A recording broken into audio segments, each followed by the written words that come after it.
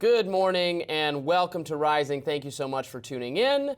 Great to have you for our second show in our new studio. Hello, Niall Stanage. Thanks for joining me. Good to be with you in our new surroundings. So we read the feedback we got from yesterday. It was mostly positive, though we hear you that things are a little too dark. We're going to brighten up. Working to improve the lighting. Our spirits are brightening up. Of course, always. All right, let's get to our top story. We're continuing to follow the second attempted assassination on Donald Trump. The Secret Service obviously is in hot water yet again following this second assassination attempt. Now, the acting Secret Service director, Ronald Routh, revealed the team did not search the perimeter of the Trump International Golf Club in West Palm Beach before the GOP candidate began his golf round. It remains unclear how the gunman possessed a semi-automatic rifle, learned of Trump's location, and was able to hide on the edge of the golf course without being caught. The FBI has also revealed that data from the gunman's cell phone shows he spent almost 12 hours near the course before he took aim at Trump. Where he was stationed, agents found a digital camera, 2 bags, and a loaded SKS-style rifle with the serial number scratched off. Now, this latest attempt renewed questions over the amount of resources the Secret Service has, but the acting Secret Service director, Ronald Routh, tried to reassure the public that the team was effective. Let's watch.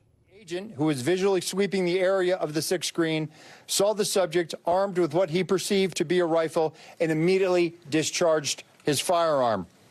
The subject, who did not have line of sight to the former president, fled the scene. He did not fire or get off any shots at our agent. With reports of gunfire, the former president's close protection detail immediately evacuated the president to a safe location. The protective methodologies of the Secret Service were effective yesterday. We've also learned more information about the 58-year-old gunman, Ryan W. Routh, who was charged in federal court on Monday with possession of a firearm as a felon. Routh is an activist and a building contractor recently living in Hawaii. He has an extensive criminal record that includes a 2002 conviction of a felony for possessing a weapon of mass death and destruction. That same year, Routh was arrested in Greensboro, North Carolina, after barricading himself inside a building with a fully automatic weapon. That's according to the Washington Post. Routh's other criminal charges include possession of a stolen motor vehicle, stolen goods, and several driving violations. Routh has also spent time recently traveling to Ukraine and to Taiwan and tried to contact both governments for the purpose of defending each country from invasions. That's according to Unheard. Routh was quoted by both the New York Times and Semaphore in 2023 for stories of theirs related to Ukraine and Afghanistan.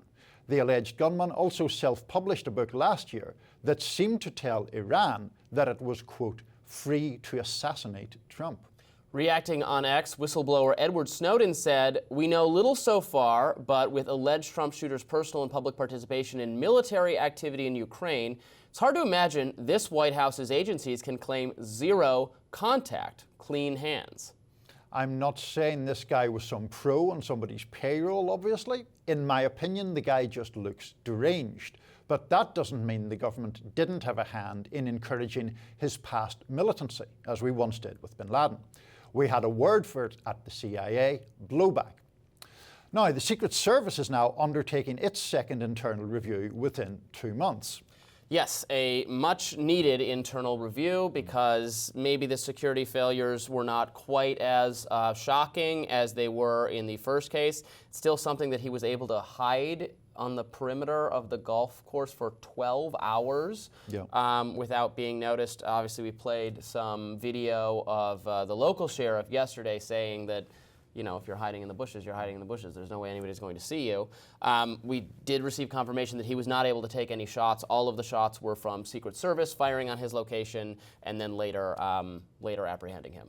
Yeah, I mean, I think we acknowledged yesterday there are obviously challenges. A golf course, by its nature, it's open ground. There tends to be some sort of shrubbery or vegetation around a lot of golf courses. Yes, that does provide a hiding place for people with malevolent intent. But this is a golf course on which the former president and current Republican nominee frequently plays. It doesn't really require a genius, and didn't require a genius on this occasion to think that there would be some golf played by Trump. And the fact, which you mentioned, that he was there for 12 hours, that to me is one of the most shocking elements of this.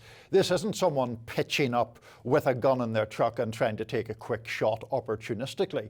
This is someone literally lying in wait for a very politically significant figure. So let's get a little bit more into his past. The other Trump would-be assassin from Butler, Pennsylvania, seems to be more of just a deranged individual who was, who had also Googled, where's Joe Biden going to be speaking, looking for attention, crazy, whatever. This guy, Routh, has still crazy, obviously, to try to assassinate someone, but has, I would say, a clearer political orientation and motivation, is a former Republican, former Trump supporter who has become very anti-Trump and very pro-Ukraine and Taiwan, extremely fanatically, I would say, anti-Vladimir Putin, traveled to Ukraine, was quoted in mainstream media by New York Times and Semaphore about efforts to recruit U.S.-trained Afghani fighters to help in Ukraine. He was someone taken a little bit credibly by the mainstream media, and then obviously wrote his book about how Trump had betrayed the Ukrainian cause and saying that it would be fine if Iran would assassinate Trump. He said it would be fine if Iran would also assassinate him for falling for Trump's lies and supporting Trump in 2016. Right.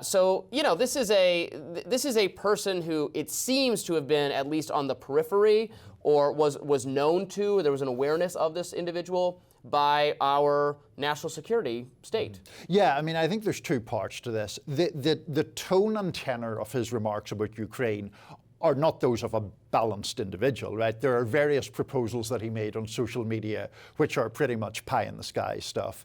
And his propensity to talk about Ukraine in such a, I think you used the word, fanatical way, obviously indicates a mind that isn't fully healthy. And, that's minds that aren't fully healthy can ultimately get involved in violence or plans for violence. But it is certainly true that he fastened on to the cause of Ukraine to a much greater extent than the Taiwan thing, and to a much greater extent, apparently, than any real American domestic political concern. He had moved, I believe, from a sort of broadly pro-Trump position, kind of politically flirted with people like Tulsi Gabbard, and was more laterally pro-Biden, pro-Harris. But it doesn't appear to have been, for example, an attempt to assassinate a Republican so a Democrat could win. It seems to be this notion of betrayal on the Ukraine cause. Yeah, I mean, I'm curious if, cosplaying as a kind of vigilante on behalf of the Ukrainian cause, or pseudo-vigilante, a volunteer army, militia maybe might be the right term, whether being in that mindset, again, something that was treated positively or semi-positively by the mainstream media, does that radicalize someone into kind of crazy actions? Well, and also does that... Which is what Edward Snowden is kind of wondering. Right, and also does the attention itself at the earlier phase, about Ukraine, and this guy was going to raise a private army, seemed to be the implication, to fight on behalf of Ukraine.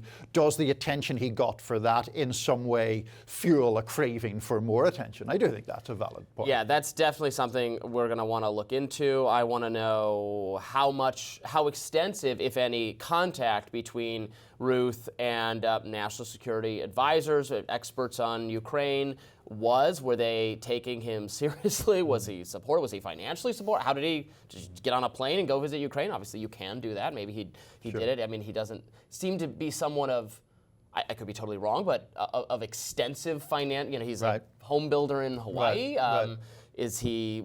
Where did he get the resources to do all of this? There's a lot of questions to be asked. There are, and I do echo your thought about how seriously he was taken. I wonder, though, if he was genuinely taken seriously. There was a New York Times journalist who mentioned they spoke to him on the phone for about 10 minutes, and the implication was they realized it was kind of eccentric guy and ignored him from there. Well, we will be continuing to follow any updates on the second attempted assassination of Donald Trump. We've got My Radar coming up next. Stick around, more Rising right after this.